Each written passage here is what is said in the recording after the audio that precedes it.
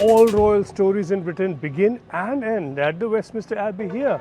In between come the weddings and the coronations.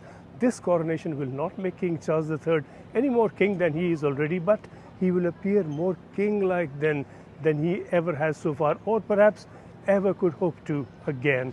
And Westminster Abbey is preparing for that day, for that moment.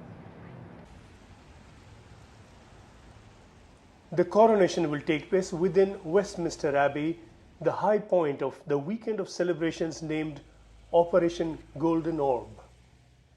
The King and the Queen Consort will arrive at the Abbey in a procession from Buckingham Palace, the King's procession as it is called.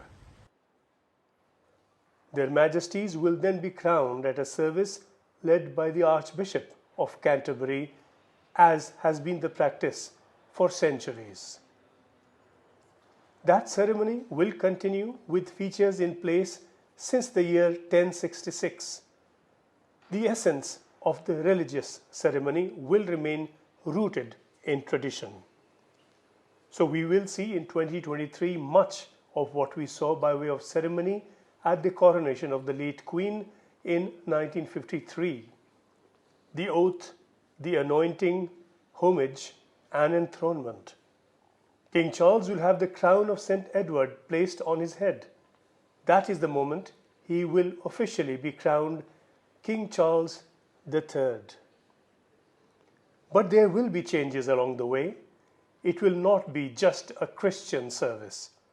The service has been planned to make room for the large minority community in Britain from different faiths, and the service will look forwards to a more modern and inclusive Britain.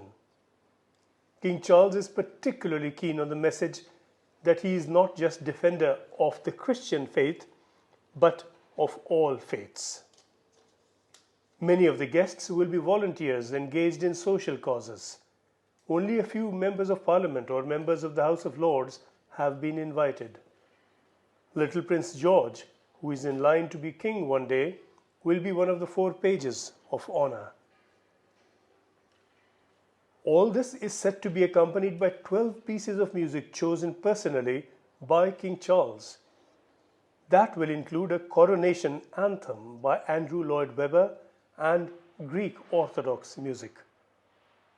The service will end with a coronation procession back from the Abbey to Buckingham Palace.